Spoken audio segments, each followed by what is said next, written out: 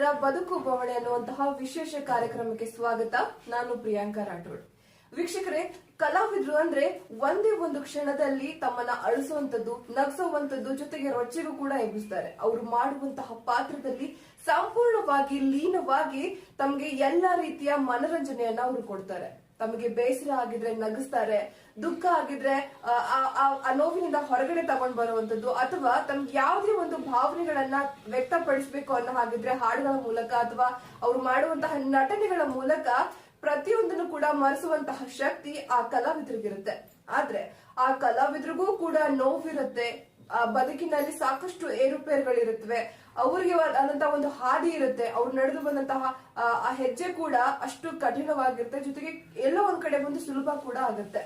ಅದೇ ರೀತಿ ಇಂತಹ ಕಲಾವಿದರ ಬದುಕು ಬವಣೆ ಅಂದ್ರೆ ಅವ್ರ ಜೀವನದಲ್ಲಿ ನಡೆದಂತಹ ಒಳ್ಳೆ ಕ್ಷಣಗಳು, ಕೆಟ್ಟ ಕ್ಷಣಗಳನ್ನ ತಮ್ಮ ಮುಂದೆ ಇಡಬೇಕು ಅಂತಾನೆ ನಾವು ಶುರು ಮಾಡಿರುವಂತದ್ದು ಕಲಾವಿದರ ಬದುಕು ಬವಣೆ ಅನ್ನುವಂತಹ ವಿಶೇಷ ಕಾರ್ಯಕ್ರಮವನ್ನ. ಅದೇ ನಿಟ್ಟಿನಲ್ಲಿ ಇವತ್ತು ನಮ್ಮೊಂದಿಗಿದ್ದಾರೆ ಮಾಲತಿ ಶ್ರೀ ಮೈಸೂರವರು. ಇವರು ಪ್ರಮುಖವಾಗಿ ರಂಗಭೂಮಿಯಿಂದ ಪರಿಚಯವಾದಂತವರು ಸಿನಿಮಾ ರಂಗಕ್ಕೆ ಅಥವಾ ಸೀರಿಯಲ್ ರಂಗಕ್ಕೆ, ಈ ರೀತಿ ಬೆಳ್ಳಿ ಪರದ ಮೇಲೆ. ಮೊದಲು ಅವರು ಹಲವಾರು ದಶಕಗಳ ಕಾಲ ರಂಗಭೂಮಿಯಲ್ಲಿ ನಟನೆ ಮಾಡಿ ಪ್ರತಿಯೊಬ್ಬರು ಮನೆ ಮಾತಾಗಿದ್ರು. ಈ ಕರ್ನಾಟಕದ, ಸ್ಪೆಷಲಿ ಉತ್ತರ ಕರ್ನಾಟಕದ ಮನೆ ಮಗಳಾಗಿ ಅವರು ಮೆರೆದಿರುವಂತದ್ದು. ಯಾಕೆ ಅಂದ್ರೆ ಅವ್ರು ಮೂಲತಃ ಮೈಸೂರಿನವರಾದ್ರೂ ಕೂಡ ಅವ್ರ ಹೆಸರು ಗಳಿಸಿರುವಂತದ್ದು, ಒಂದು ಜೀವನ ಕಟ್ಕೊಂಡಿರೋದು ನಮ್ಮ ಗೋಕಾಕ್ ನಿಂದ ಶುರುವಾದಂತದ್ದು, ನಮ್ಮ ಉತ್ತರ ಕರ್ನಾಟಕದಲ್ಲಿ ಶುರುವಾದಂತದ್ದು. ಇದೆಲ್ರಿಗೂ ಕೂಡ ಒಂದು ಹೆಮ್ಮೆಯ ವಿಚಾರ. ಬನ್ನಿ ಹಾಗಾದ್ರೆ ಅವರೊಂದಿಗೆ ಯಾವೆಲ್ಲ ವಿಷಯಗಳ ಬಗ್ಗೆ ಚರ್ಚೆ ಮಾಡಿದೀವಿ ಅಂತ ತಮಗೂ ಕೂಡ ತೋರಿಸ್ತೀವಿ. ಎಸ್ ವೀಕ್ಷಕರೇ, ಈಗಾಗಲೇ ತಮಗೆ ಒಂದು ಪರಿಚಯವನ್ನ ಕೊಟ್ಟ ಹಾಗೆ ನಮ್ಮೊಂದಿಗಿದ್ದಾರೆ ಕಲಾವಿದರಾದಂತಹ ಮಾಲತಿ ಶ್ರೀ ಮೈಸೂರವರು. ಇವ್ರ ಬಗ್ಗೆ ಈಗಾಗಲೇ ಒಂದು ಸಣ್ಣದಾಗಿ ಒಂದು ಪರಿಚಯವನ್ನ ಕೊಟ್ಟಿದೀವಿ. ಅವ್ರು ಯಾರು, ಯಾವ ರಂಗದಿಂದ ಬಂದವರು, ಎಷ್ಟೆಲ್ಲ ಸ್ಟ್ರಗಲ್ ಅನ್ನ ಮಾಡಿದಂತವ್ರು ಅಂತ ಬಗ್ಗೆ ಈಗಾಗಲೇ ತಿಳಿಸಿರುವಂತದ್ದು. ಜೊತೆಗೆ ಇವಾಗ ಅವ್ರ ಜೊತೆಗೆ ನಾವು ಮಾತುಕತೆಯನ್ನ ಶುರು ಮಾಡ್ತಾ ಇದೀವಿ. ಹಾಗಾದ್ರೆ ತಮ್ಮೆಲ್ಲರಿಗೂ ಪ್ರೀತಿಯ ಸ್ವಾಗತವನ್ನ ಬಯಸ್ತಾ ಕಲಾವಿದರ ಬದುಕು ಬವಣೆ ಅನ್ನುವಂತಹ ವಿಶೇಷ ಕಾರ್ಯಕ್ರಮಕ್ಕೆ ಬನ್ನಿ. ಹಾಗಾದ್ರೆ ಅವರ ಕಾರ್ಯಕ್ರಮಕ್ಕೆ ಸ್ವಾಗತ ಮಾಡ್ಕೊಳ್ಳೋಣ. ಅಮ್ಮ ನಮಸ್ಕಾರ, ಕಾರ್ಯಕ್ರಮಕ್ಕೆ ಸ್ವಾಗತ. ನಮಗೆ ನಮಸ್ಕಾರ. ಮಾಲತಿ ಅಮ್ಮ, ಇವಾಗ ತಾವು ಫಸ್ಟ್ ರಂಗಭೂಮಿಯಿಂದ ಬಂದದ್ದು ಅಂತ ಕೇಳ್ಪಡ್ವಿ. ಸೊ ರಂಗಭೂಮಿ ತಮ್ಗೆ ಜಾಸ್ತಿ ಪ್ರೀತಿ ಆದಂತದ ಅಥವಾ ಚಿತ್ರರಂಗ ತಮ್ಗೆ ಜಾಸ್ತಿ ಅಂದ್ರೆ ಕೆಲಸ ಮಾಡೋದಕ್ಕೆ ಯಾವ್ದು ಖುಷಿ ಕೊಡುತ್ತೆ ತುಂಬಾ? ನಾವು ಫಸ್ಟ್ ಬಂದಾಗ ನಮ್ಗೆ ರಂಗಭೂಮಿನೇ ಇದ್ದಿದೆ. ಹೀಗಾಗಿ ನಮ್ಗೆ ರಂಗಭೂಮಿ ಬಗ್ಗೆನೇ ಒಲವು ಜಾಸ್ತಿ. ರಂಗಭೂಮಿ ಬಂದ್ಮೇಲೆ ಸಿನಿಮಾ ತಾನಾಗಿ ಬರುತ್ತೆ. ಓಕೆ, ಅದೇ ರಂಗಭೂಮಿಯಲ್ಲಿ ಎಷ್ಟು ಚಾಲೆಂಜಿಂಗ್ ಆಗಿರುತ್ತೆ ಅಥವಾ ಸಿನಿಮಾ ರಂಗ ತಮ್ಗೆ ತುಂಬಾ ಚಾಲೆಂಜಿಂಗ್ ಆಗಿರುವಂತ ಕೆಲಸ ಮಾಡೋದಕ್ಕೆ ಅಂತ?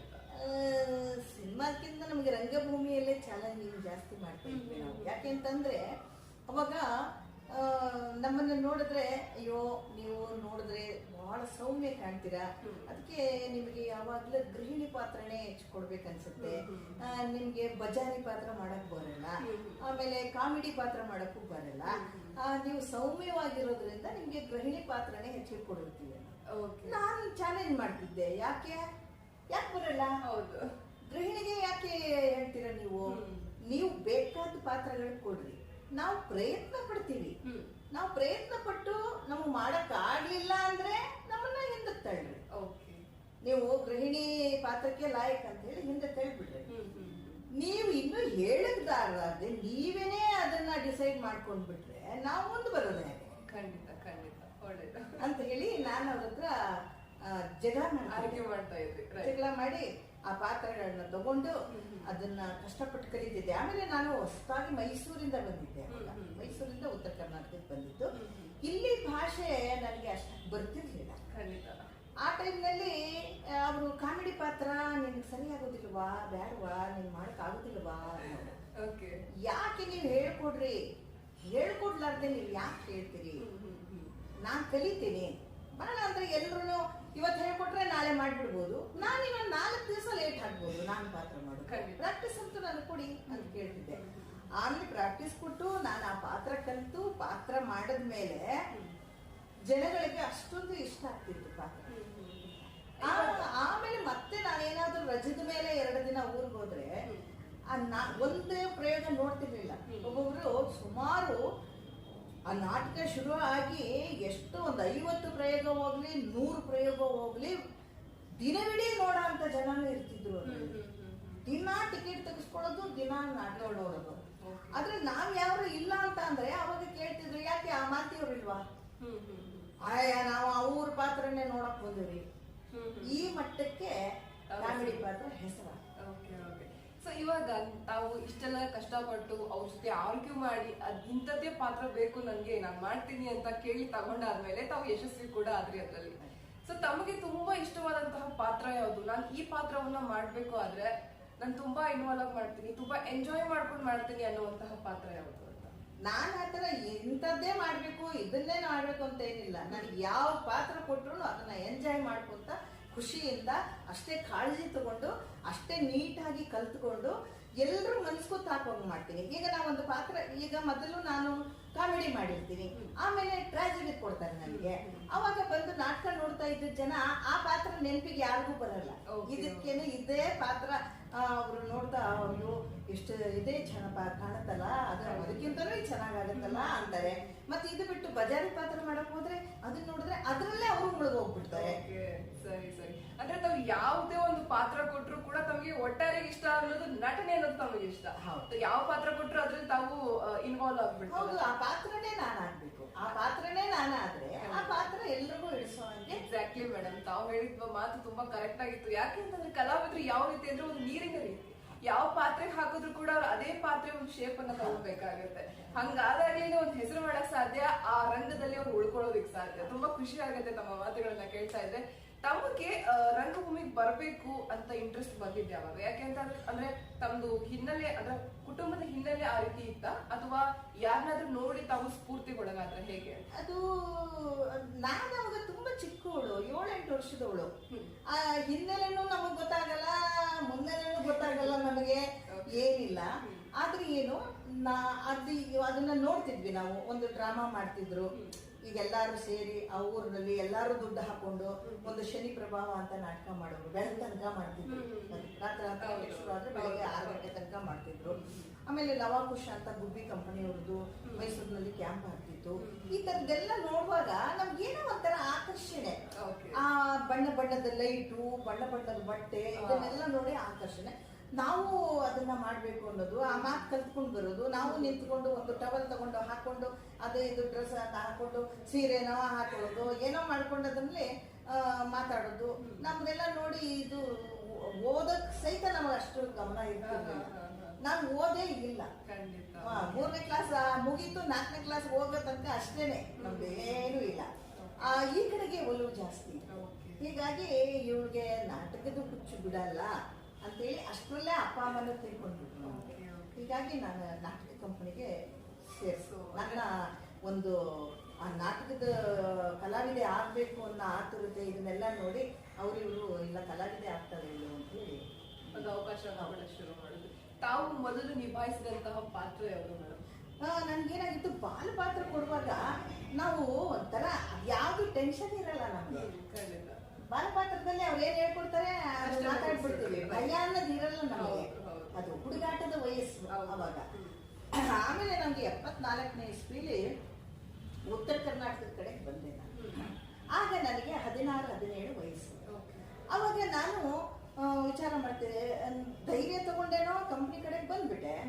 ಆಮೇಲೆ ಯಾಕಪ್ಪ ಮಾಡೋದು ಭಯ ಆಗ್ತದಲ್ಲ, ಅವಾಗ ಎಲ್ಲ ಯೋಚನೆ ಬರುತ್ತೆ ನಮಗೆ ಅಲ್ವಾ. 4 ಜನರ ಎದುರು ನಿಂತ್ಕೊಂಡು ಮಾಡ್ಬೇಕು, ಮಾತು ನೆನ್ಪಿಟ್ಕೋಬೇಕು, ಇದೆಲ್ಲ ಭಯಗಳು ಶುರು ಆಗ್ಬಿಡುತ್ತೆ ನಮ್ಗೆ. ಅವಾಗ ನನಗೆ ಯಾಕೆ ಮಾಡೋದಪ್ಪ, ಏನು ಕಲಿತೀನ ನಾನು, ಇಂಗ್ಲಿಷ್ ಶಬ್ದಗಳು ಬಂದ್ಬಿಟ್ರೆ ಹೇಗೆ, ನನಗೆ ಓದೇ ಇಲ್ವಲ್ಲ ಅಲ್ವಾ. ಕನ್ನಡ ಸರಿಯಾಗಿ ಮಾತಾಡೋದೇ ಕಷ್ಟ ಆಗಿರುತ್ತೆ, ಇನ್ನು ನಾವು ಇಂಗ್ಲಿಷು ಹಿಂದಿ ಇಂಥ ಬಂದ್ರೆ ಹೇಗೆ ಅಂತ ವಿಚಾರಗಳು, ಭಯ ಇದೆಲ್ಲ ಇತ್ತು. ಆದ್ರೂ ನಾನು ಒಳ್ಳೆ ಕಲಾವಿದೆ ಆಗ್ಬೇಕಾದ್ರೆ ಕಷ್ಟಪಟ್ಟು ನಾವು ಕಲಿಬೇಕು ಅನ್ನೋದು ಒಂದು ಧೈರ್ಯ. ಹಾಗಾಗಿ ಬಂದ್ವಿ ಕಂಪ್ನಿಗೆ.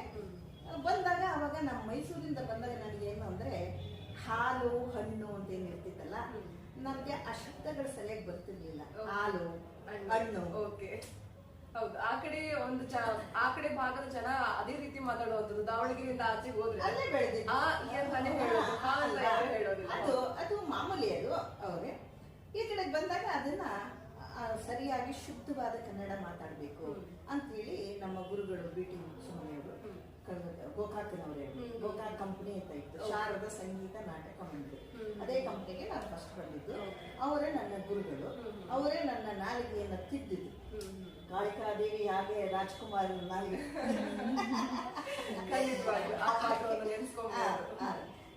ಯಾಕೆ ಅಂತಂದ್ರೆ ನಮ್ಮನ್ನ ಸುಧಾರಿಸಿ ನಮ್ಮನ್ನ ಈ ರಂಗಕ್ಕೆ ಬರೋ ಹಂಗೆ ಮಾಡಿದವ್ರನ್ನ ನಾವು ಯಾವತ್ತೂ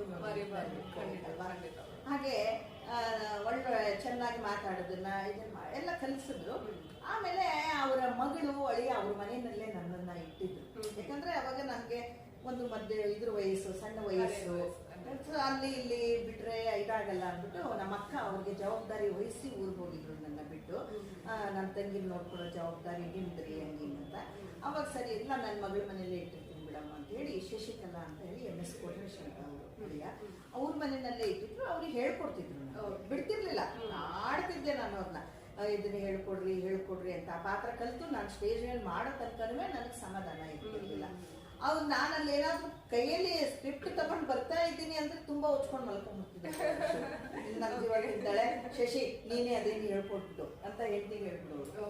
ಆಮೇಲೆ ಹೆಂಡತಿ ಬಂದೇವಾ ಕೂರು, ನಾ ಒಂದಿಟ್ಟ ಇದನ್ನ ಮಾಡಿ ಬಂದ್ಬಿಡ್ತೀನಿ, ಕೂರು ನೀ ಹೇಳ್ತಾ ಇರು ಅಂತ ಅನ್ನೋದು. ಇಷ್ಟು ಮಾಡಿದ್ರು. ಪಾಪ ಇವತ್ತಾಯಮ್ಮ ಇಲ್ಲ. ಮೊನ್ನೆ ಈ ಕೊರೋನಾ ಎಲ್ಲ ಶುರು ಆಯ್ತಲ್ಲ, ಆ ಟೈಮ್ನಲ್ಲಿ ಅವ್ರಿಗೆ ಹುಷಾರಿಲ್ಲದೆ, ಕೊರೋನಾ ಏನ ಇಲ್ಲ, ಅನಾರೋಗ್ಯ ಕಾರಣದಿಂದ ಅವರು ತೀರ್ಕೊಂಡ್ಬಿಟ್ರು. ಈಗ ಇನ್ನೂ ಒಂದು 6 ತಿಂಗಳು ಆಗಿಲ್ಲ ತೀರ್ಕೊಂಡಿದ್ದು. ಮತ್ತೆ ಅವರು MS ಕೋಟ್ರೇಶನ್ ಅವ್ರಿಗೆ ನಾವು ಇವತ್ತಿಗೂ ನಾವು ಆ ಮನೆ ಮಗಳಿದ್ದಂಗೆ. ಅದು 74ನೇ ಇಸ್ವಿಲಿ ನಾನು ಬಂದಿದ್ದು. ಇವತ್ತಿಗೂ ಸಹಿತ ನಾವು ಆ ಮನೆ ಮಗಳಿದ್ದಾನೆ ಅನ್ಕೊಂಡಿದ್ವಿ. ಆಮೇಲೆ ನನಗೆ ಆ ಪಾತ್ರನ ನಾನು ಕಲಿತು ಕಷ್ಟಪಟ್ಟು ಕಲಿತು ಸ್ಟೇಜ್ ಮೇಲೆ ನಿಲ್ಸಿದ್ರು. ಅಚ್ಚುಕಟ್ಟಾಗಿ ಪಾತ್ರ ಬಂತು, ಖುಷಿ ಪಟ್ಟು. ಬೇಗ ಕಲಿತಾಳೆ, ಮತ್ತೆ ಆಸಕ್ತಿ ಇದೆ ಪಾತ್ರ ಕಲಿಯೋದ್ರಲ್ಲಿ, ಅಷ್ಟೇ ಜವಾಬ್ದಾರಿ ತಗೊಂಡು ಮಾಡ್ತಾಳೆ ಅಂತ ಅವ್ರಿಗೆ ಕಾನ್ಫಿಡೆನ್ಸ್ ಬಂತು. ವೀಕ್ಷಕರೇ ನೋಡ್ತಾ ಇದ್ದೀರಲ್ವಾ, ಮಾಲತಿ ಅಮ್ಮ ಅವರು ಯಾವ ರೀತಿ ಎಲ್ಲ ಒಂದು ಕಲಾವಿದೆ ಆಗ್ಬೇಕು ಅನ್ನುವಂತ ಹಠ ತೊಟ್ಟು ಆರ್ಗ್ಯೂ ಮಾಡಿ ಊರಿಂದ ಊರಿಗೆ ಬಂದ್ಬಿಟ್ಟು ಅಷ್ಟೊಂದು ಸ್ಟ್ರಗಲ್ ಮಾಡ್ಬಿಟ್ಟು ಕಲ್ತಿರುವಂತದ್ದು, ಜೊತೆಗೆ ಅವ್ರಿಗೆ ಸಪೋರ್ಟ್ ಮಾಡುವಂತ ಒಂದು ಕುಟುಂಬ ಕೂಡ ಇದೆ. ಅದ್ರ ಬಗ್ಗೆ ಕೂಡ ಅವ್ರು ತಿಳಿಸ್ಕೊಡ್ತಾ ಇದ್ದಾರೆ. ಮಾತುಕತೆನ ಮುಂದುವರ್ಸೋಣ ಅಮ್ಮ ಜೊತೆಗೆ. ಆದ್ರೆ ಅದಕ್ಕೂ ಮುಂಚೆ ಒಂದು ಕಾರ್ಯಕ್ರಮದಲ್ಲಿ ಪುಟ್ಟ ವಿರಾಮ.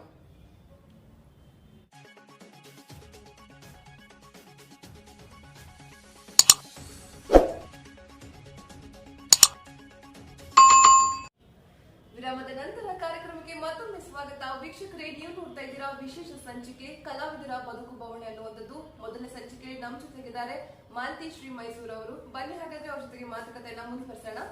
ಅಮ್ಮ, ಇವಾಗ ತಾವು ಮೊದಲನೇ ಪಾತ್ರ ಆದ ನಂತರ ನೆಕ್ಸ್ಟ್ ತಮ್ಗೆ ಪಾತ್ರಗಳು ಸಿಗ್ತಾ ಹೋದ್ವು. ಉತ್ತರ ಕರ್ನಾಟಕದಲ್ಲಿ ತಾವು ಹೆಸರು ಮಾಡ್ತಾ ಹೋದ್ರಿ. ಅದೇ ರೀತಿ ತಾವು ಮೊದಲನೇದಾಗಿ ಚಿತ್ರರಂಗಕ್ಕೆ ಕಾಲಿಟ್ಟಿದ್ ಯಾವಾಗ ಅಂತ? ಚಿತ್ರರಂಗಕ್ಕೆ ಕಾಲು ಇಟ್ಟು ಅಂತಂದ್ರೆ ನಾನು ಅವಾಗ್ಲೇನೆ 74ರಲ್ಲಿ ಬಂದ್ಮೇಲೆ ಸುಮಾರು 80, 85, 90 ಈ ಸಿನಿಮಾ ಕಲಾವಿದರನ್ನ ನಮ್ಮ ಡ್ರಾಮಾಗಳಿಗೆ ಕರೆಸ್ತಾ ಇದ್ವಿ. ಈಗ ನಮ್ಮ ಶಿಂಗೋಡಿ ಕಂಪನಿಗೆ, ಕಮತಗಿ ಕಂಪನಿ ಅಂತ ನಮ್ದಿತ್ತು, ಆ ಕಂಪನಿಗೆ ಕಲ್ಯಾಣ್ ಕುಮಾರ್ ಬರ್ತಿದ್ರು, ಸುಂದರ ಕೃಷ್ಣ ಅರಸು ಅವ್ರನ್ನ ಕರೆಸ್ತಿದ್ವಿ, ಉದಯ ಕುಮಾರ್ ಅವ್ರನ್ನ ಕರೆಸ್ತಿದ್ವಿ, ಕರೆಸ್ತಾ ಇದ್ವಿ. ಅವರೆಲ್ಲಾರು ನನಗೆ ಹೇಳ್ತಿದ್ರು, ಇಷ್ಟು ಚಂದ ಪಾತ್ರ ಮಾಡ್ತಾ ಇರ್ತೀಯ ಮಾಲತಿ, ಯಾಕೆ ಸಿನಿಮಾಕ್ ಬರ್ಬಾರ್ದು ನೀನು ಅಂತ ಕರಿತಾ ಇದ್ರು. ನೀನು ಬರ್ತೀನಿ ಅಂದ್ರೆ ನಾನು ಹೇಳ್ತೀನಿ ನೋಡಮ್ಮ, ಎಷ್ಟು ಚೆನ್ನಾಗಿ ಪಾತ್ರ ಮಾಡ್ತೀಯ ನೀನು ಅಂತ. ಆಮೇಲೆ ನಾನು ಯೋಚನೆ ಮಾಡಿ ನಮ್ಮ ಮನೆಯವ್ರಿಗೆ ಹೇಳ್ತಿದ್ದೆ, ನೋಡ್ರಿ ಕರೀತಾರೆ ಸಿನಿಮಾಕ್ಕೆ, ನಿನ್ನ ಇಷ್ಟ ಅನ್ನೋರು. ನಿನ್ನ ಇಷ್ಟ ಅಂತ ಅಂದ್ರೆ ಅದ್ರಲ್ಲಿ 2 ಅರ್ಥ ಇರುತ್ತೆ. ಬೇಡ ಅನ್ನಕ್ಕಾಗಲ್ಲ, ಬೇಜಾರು ಮಾಡ್ಕೊತಾಳೆ. ಹೋಗು ಅಂತಂದ್ರೆ ಇಲ್ಲಿ ಕಂಪ್ನಿಗೆ ತೊಂದರೆ ಆಗ್ತದೆ. ಇಲ್ಲಿ ಪ್ರತಿನಿತ್ಯ ಒಂದು ಕಂಪ್ನಿಯಲ್ಲಿ ಒಂದು 50-60 ಜನ ಕೆಲಸ ಮಾಡ್ತಿರ್ತಾರೆ. ಈಗ ನಾಟಕ ಚೆನ್ನಾಗಿ ಆಗ್ತಾ ಇದ್ದಾಗ, ಕಲೆಕ್ಷನ್ ಚೆನ್ನಾಗಿ ಆಗ್ತಾ ಇದ್ದಾಗ ಕಂಪನಿ ಚೆನ್ನಾಗಿ ನಡೀತಾ ಇರುತ್ತೆ, ಎಲ್ಲರೂ ಸುಖವಾಗಿರ್ತಾರೆ ಅಲ್ವಾ? ಅದ್ರಲ್ಲಿ ಎಲ್ಲ ಪಾತ್ರಗಳು ಆ ನಾಟಕಕ್ಕೆ ಫಿಕ್ಸ್ ಆಗಿಬಿಟ್ಟಿರ್ತಾರೆ. ಈಗ ಅದ್ರಲ್ಲಿ ಒಂದು ಮೇನ್ ಪಾತ್ರ ಇರೋದೇನೆ ಚೇಂಜ್ ಆಗ್ಬಿಡ್ತಂದ್ರೆ ನಾಟಕ ಕೆಟ್ಟೋಗ್ಬಿಡುತ್ತೆ. ಆಮೇಲೆ ಒಂದ್ಸಲ ಕಲೆಕ್ಷನ್ ಡಲ್ ಆಯ್ತಂದ್ರೆ ಏರೋದು ಕಷ್ಟ. ಆ ಟೈಮ್ನಲ್ಲಿ ನನಗೆ ನಿನ್ನ ಇಷ್ಟ ಅಂದ್ರು. ನಾನೇ ಯೋಚನೆ ಮಾಡ್ತೀನಿ, ನಿನ್ನಿಷ್ಟ ಅಂತ ಅಂದ್ರೆ ಹೆಂಗೆ? ಹೋಗಂದ್ರೆ ಹೋಗ್ತೀನಿ, ಇಲ್ಲ ಬೇಡ ಅಂದ್ರೆ ಬಿಡ್ತೀನಿ. ನಿನ್ನ ಇಷ್ಟ ಅಂದ್ರೆ ಏನು ಹೇಳಿ? ಇಲ್ಲ ನನಗೇನು ಹೇಳಕ್ಕಾಗಲ್ಲ, ನಿನ್ನಿಷ್ಟ ಅಂತ ನಾನು ಯೋಚನೆ ಮಾಡಿದೆ. ಈಗ ಹೋಗ್ತೀನಿ ಅಂತ ತಿಳ್ಕೊಳ್ಳಿ. ಅಲ್ಲಿ ಹೋದ್ಮೇಲೆ ನಾನು ಮೇಲ್ಮಟ್ಟಕ್ಕೆ ಬರಬೇಕು. ಒಳ್ಳೆ ಹೆಸರು ತಗೋಬೇಕಲ್ಲಿ. ಹೌದು, ಖಂಡಿತ. ಅಂದ್ರೆ ನನಗೆ ಇಲ್ಲೂ ಬೆಲೆ ಇರುತ್ತೆ, ಅಲ್ಲೂ ಬೆಲೆ ಇರುತ್ತೆ. ಖಂಡಿತ, ಖಂಡಿತ. ಈಗ ನಾನು ಇಲ್ಲಿಂದ ಹೋಗ್ತೀನಿ, ಹೋದ್ಮೇಲೆ ನಾನು ಅಲ್ಲಿಗೆ ಸರಿಯಾಗಿ ಆ ಫೀಲ್ಡ್ ನಾನು ಹೊಂದ್ಕೊಳ್ಳಿಲ್ಲ ಅಂದ್ರೆ, ನನ್ನ ಪಾತ್ರಗಳು ಸರಿಯಾಗ್ಲಿಲ್ಲ ಅಂದ್ರೆ, ಆಮೇಲೆ ನಾನು ಯಾರು ಕರೆಯಲ್ಲ. ಆಮೇಲೆ ನಾನು ವಾಪಸ್ ಈ ಕಡೆಗೆ ಬಂದ್ರೆ ನನಗೆ ಅವಾಗಿದ್ದ ಬೆಲೆ ಇನ್ನು ಮುಂದೆ ಬರಲ್ಲ. ಖಂಡಿತ, ರೈಟ್. ಅದಕ್ಕೆ ನನ್ನಲ್ಲಿ ಏನಾದ್ರೂ ಆ ರೀತಿ ಫಿಲಂ ನಲ್ಲಿ ಹೋಗಿ ಮಾಡ್ಲೇಬೇಕು ಅನ್ನೋದು ನನ್ನ ಹಣೆಯಲ್ಲಿ ಬರ್ದಿದ್ರೆ ಅದನ್ನ ತಪ್ಸಕ್ ಯಾರಿಗೂ ಆಗಲ್ಲ. ಈಗ ಸುಮ್ಮನೆ ಚೆನ್ನಾಗಿ ನಡೀತಾ ಇರೋ ಕಂಪನಿಗೆ ನಾನು ತೊಂದರೆ ಮಾಡಿ ಕಲೆಕ್ಷನ್ ಕಡಿಮೆ ಆಗಿ ಅಲ್ಲ, ನನ್ನಿಂದನೇ ದುಡ್ಡಾಗುತ್ತೆ ಅಂತ ಏನಲ್ಲ, ಆ ಟೈಮ್ ನಲ್ಲಿ ಚೆನ್ನಾಗಿ ನಡೀತಾ ಇತ್ತಲ್ಲ, ಅದ್ರಿಂದ ಒಂದು ಕಂಪನಿಗೆ ತೊಂದರೆ ಮಾಡಿಬಿಟ್ಟು ನಾನು ಅಲ್ಲಿ ಹೋಗಿ ನಾಳೆ ಏನಾದ್ರೂ ಸುಮ್ಮನೆ ಹೆಚ್ಚು ಕಡಿಮೆ ಆಗೋದಕ್ಕಿಂತ ಇವ್ರ ಮನಸ್ಸು ನೋಯಿಸೋದಕ್ಕಿಂತ ಇಲ್ಲೇ ಇಟ್ಬಿಡೋದು, ಮುಂದೆ ಯಾವಾಗ್ಲಾದ್ರೂ ನೋಡೋಣ ಅಂತ ಅವಕಾಶ ಬಂದ್ರೆ ಅಂತ ಅಂದ್ಬಿಟ್ಟು ಬಿಟ್ಬಿಟ್ಟಿದೆ, ಹೋಗ್ತಿರ್ಲಿಲ್ಲ. ಆಮೇಲೆ ನಮ್ಗೆ 2000 ಇಸ್ವಿನಲ್ಲಿ ನಮ್ದು ಒಂದೊಂದೇ ಕಂಪನಿ ಅಂದ್ರೆ ಹೆಂಗೆ ಅಂತಂದ್ರೆ, ಈ ಟಿವಿ ಮಾಧ್ಯಮ ಬಂದ್ಮೇಲೆ, ಈ ಫಿಲಂಗಳು ಟಿವಿ ಮಾಧ್ಯಮ ಇದೆಲ್ಲ ಬಂದ್ಮೇಲೆ ನಮ್ಗೆ ನಾಟಕಗಳಿಗೆ ಸ್ವಲ್ಪ ಹೊಡೆತ ಬಂತು. ಖಂಡಿತ. ನೋಡೋರೆಲ್ಲ ಫಿಲಂ ನೋಡ್ಕೋತಿದ್ರು, ಅವಾಗ ಒಂದು ಅರ್ಧ ತೊಂದರೆ ಆಗಿತ್ತು. ಈಗ ಟಿವಿ ಮಾಧ್ಯಮ ಬಂದ್ಮೇಲೆ ಅವಾಗ ಒಂದಷ್ಟು ಕಡಿಮೆ ಆಯ್ತು. ಈಗ ಎಲ್ಲರ ಕೈಲೂ ಮೊಬೈಲ್ ಬಂದ್ಬಿಡ್ತು. ಹೌದು. ಮೊಬೈಲ್ ಬಂದ್ಮೇಲೆ ಈಗ ಸಿನಿಮಾ ನೋಡಕ್ ಹೋಗೋದೇ ಕಷ್ಟ. ಹೌದು. ಇನ್ನು ನಾಟಕ ನೋಡಕ್ ಬರ್ತಾರ, ಆಗ ಇನ್ನಷ್ಟು ಕಡಿಮೆ ಆಯ್ತು.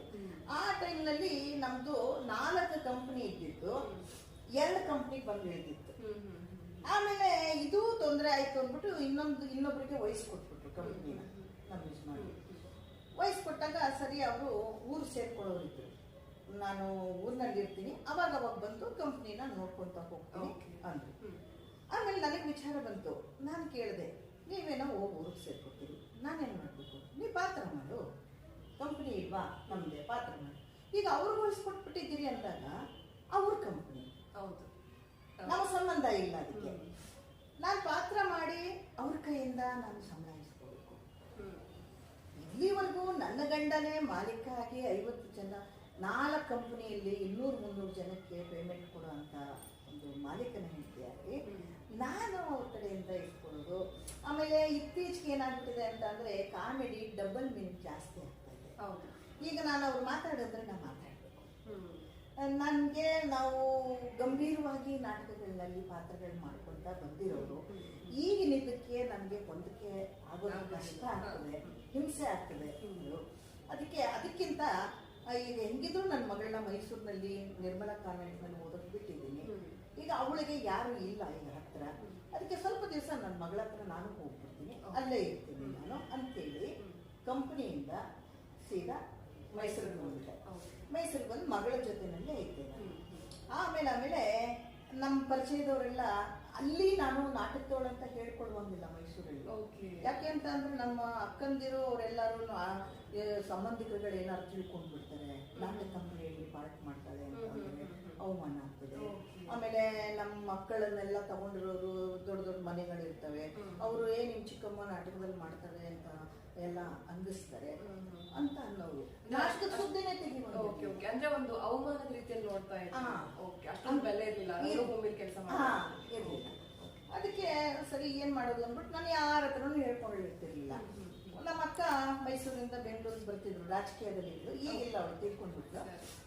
ಅವಾಗ ಅಲ್ಲಿಗೆ ಬಂದಾಗ ಚಿಂದೋಡಿ ಲೀಲಮ್ಮ ಅವ್ರ ಕಂಪನಿಯಲ್ಲಿ ನಾಟಕ ನಡೀತಾ ಇರ್ತಿತ್ತು. ನಾವು ಯಾವಾಗ್ಲೂ ಬೆಂಗಳೂರಿಗೆ ಹೋದ್ರೆ ಅವ್ರ ಕಂಪನಿಗೆ ಹೋಗಿ ಅಲ್ಲಿ ನಾಟಕ ನೋಡ್ಕೊಂಡು ಬರ್ತಿದ್ವಿ. ಅವಾಗ ಗುಡಿಹಳ್ಳಿ ನಾಗರಾಜ್ ಅಂತ ಅವರು ಭೇಟಿ.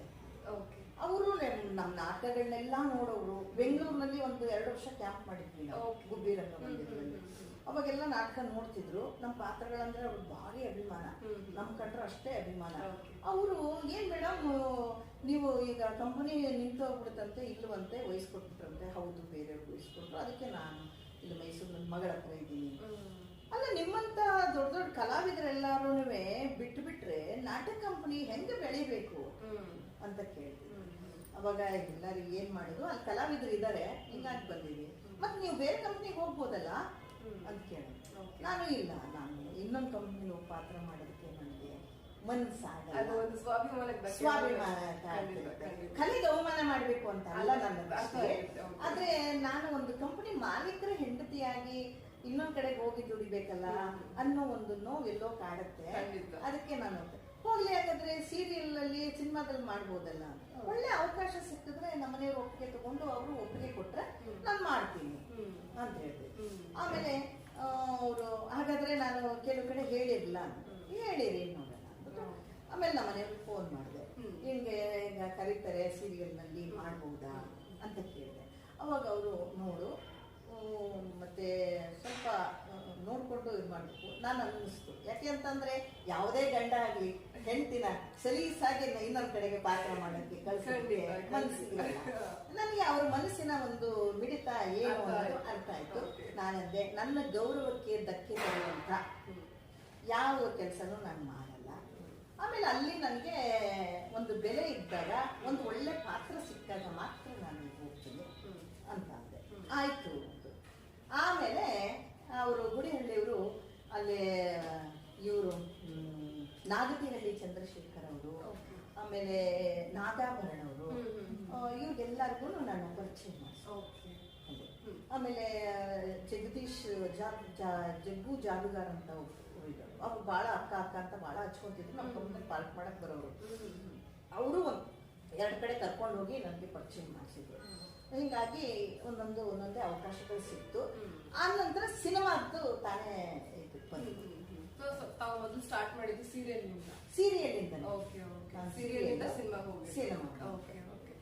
ಒಂದು ಅದು ರೇಣುಕಾದೇವಿ, ರಾಜನರಸಿಂಹ, ಹೃದಯವಂತ, ಇವೆಲ್ಲ ಒಂದು ಚಿಕ್ಕ ಚಿಕ್ಕ ಪಾತ್ರಗಳು ಸಿಕ್ತಿತ್ತು.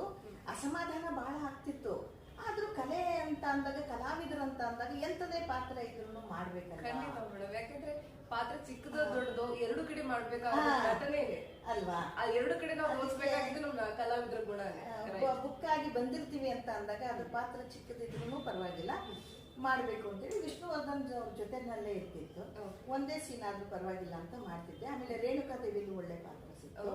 ಆಮೇಲೆ ಮೈ ಆಟೋಗ್ರಾಫ್ ಪಿಕ್ಚರ್ ನಲ್ಲಿ ಸುದೀಪ್ ಅವ್ರ ಜೊತೆ ತಾಯಿ ರೋಲು, ಶ್ರೀನಿವಾಸ ಮೂರ್ತಿ ನನ್ನ ಗಂಡನ ರೋಲು, ನಾನು ತಾಯಿ ರೋಲು. ಹಿಂಗಾಗಿ ಒಳ್ಳೆ ಪಾತ್ರ, ಜನಗಳ ಮನಸ್ಸಿನಲ್ಲಿ ಉಳಿಯುವಂತಹ ಪಾತ್ರ ಇತ್ತು. ಹಿಂಗಾಗಿ ನಾನು ಆಮೇಲೆ ಯಜಮಾನ ಪಿಕ್ಚರ್ ನಲ್ಲಿ ಮೊದಲು ಯಜಮಾನ ಅಂತ ಬರ್ತಿತ್ತು ನೋಡ್ರಿ, ಈ ವಿಷ್ಣುವರ್ಧನ್ ಅವ್ರು ಮಾಡಿದ್ದು ಹಳೆಯದು ಯಜಮಾನ ಅಂತ. ಅಲ್ಲಿ ರೆಹಮಾನ್ ಸರ್ ಅಂತ ಪ್ರೊಡ್ಯೂಸರ್ ಇದ್ರು. ಅವ್ರಿಗೆ ಒಂದು ಲೆಟರ್ ಕೊಟ್ಟು ನಮ್ಮ ಗುಡಿಹಳ್ಳಿ ಸರ್ ಕಳಿಸಿದ್ರು. ಅವಾಗ ಹೋದೆ. ಒಂದು ಒಳ್ಳೆ ರಿಚ್ ಇತ್ತು ಪಾತ್ರ, ಅದು ಹೀರೋ ಅಜ್ಜಿ ರೋಲ್ ಅದು. ಆದ್ರೆ ಅರ್ಧ ಶೂಟಿಂಗ್ ಎಲ್ಲ ಆಗಿತ್ತು. ಅಷ್ಟರಲ್ಲಿ ಓಂ ಪ್ರಕಾಶ್ ರಾವೇ ಡೈರೆಕ್ಷನ್ ಮಾಡ್ತಿದ್ರು. ಅವ್ರಿಗೆ ಸಚ್ಚಿ ಪಿಕ್ಚರ್ ನಲ್ಲಿ ಒಳ್ಳೆ ಹೀರೋ ಪಾತ್ರ ಸಿಕ್ತು ಅಂತೇಳಿ ಅವ್ರು ಆ ಕಡೆ ಹೋಗ್ಬಿಟ್ರು. ಹಂಗಾಗಿ ಆ ಪಿಕ್ಚರ್ ಅರ್ಧಕ್ಕೆ ನಿಂತು. ಇಲ್ಲಾಂದ್ರೆ ಆ ಪಾತ್ರ ನನ್ನ ಒಂದು ಸೀನ್ಗೆ ನಾ ಬರೋ ಸ್ಟೈಲು ಅದನ್ನ ನೋಡಿ ಅವ್ರು ತುಂಬಾ ಇಷ್ಟಪಟ್ಬಿಟ್ಟಿದ್ರು. ಆ ಡೈರೆಕ್ಟರ್ ಆಗಿರೋ ರೇಹಮಾನ್ ಸರ್ ಆಗಿರ್ಬೋದು, ಮತ್ತೆ ನಮ್ಮ ಓಂ ಪ್ರಕಾಶ್ ರಾವ್ ಆಗಿರ್ಬೋದು, ಬಾಯಿ ಮೇಲೆ ಕೈ ಇಟ್ಕೊತಿದ್ರು. ಅಂದ್ರೆ ಆ ಗತ್ತು, ರಿಚ್ ಫ್ಯಾಮಿಲಿದು ಅದೆಲ್ಲ. ಆದ್ರೆ ಆ ಪಿಕ್ಚರ್ ರಿಲೀಸ್ ಆಗ್ಲಿಲ್ಲ. ಅಂದ್ರೆ ಶೂಟಿಂಗ್ ಅರ್ಧಕ್ಕೆ ನಿಂತು. ವೀಕ್ಷಕರೇ, ನೋಡ್ತಾ ಇದ್ದೀರಲ್ವಾ, ತಮ್ಮ ಜೀವನದ ಅನುಭವಗಳನ್ನ, ತಾವು ನಡೆದು ಬಂದಂತ ಹಾದಿಗಳನ್ನ ನೆನೆತಾ ನಮ್ಮ ಮುಂದೆ ಒಂದು ಪ್ರಸ್ತುತ ಪಡಿಸ್ತಾ ಇದ್ದಾರೆ. ನಮ್ಮ ಮುಂದೆ ಆ ಕಣ್ಮುಂದೆ ಚಿತ್ರಣ ಬರ್ತಾ ಹೋಗ್ತಾ ಇದ್ರೆ ಒಂಥರ ಮೈ ಜುಮ್ ಅನ್ನುತ್ತೆ. ಯಾಕೆ ಅಂತಂದ್ರೆ ಇವಾಗ ಹಳೆ ಕಲಾವಿದರು ಅಂದ್ರೆ ಹಿರಿಯ ಕಲಾವಿದರು ಏನಿದ್ದಾರೆ ಇವಾಗ ತುಂಬಾನೇ ಕಷ್ಟ ಪಡ್ತಾ ಇದ್ದಾರೆ. ಇವಾಗ ರಂಗಭೂಮಿಲಾಗಿರ್ಬೋದು ಅಥವಾ ಸಿನಿಮಾಗಳಲ್ಲಿ ಪಾತ್ರ ಮಾಡಿರೋರಾಗಿರ್ಬೋದು, ಇವಾಗ ಅವಕಾಶಗಳು ಕಡಿಮೆ ಆಗ್ತಾ ಹೋಗ್ತಾ ಇದೆ. ಚಿತ್ರದ ಶೈಲಿ ಅಥವಾ ರಂಗಭೂಮಿ ಶೈಲಿನೇ ಬದಲಾಗಿ ಹೋಗ್ಬಿಟ್ಟಿದೆ.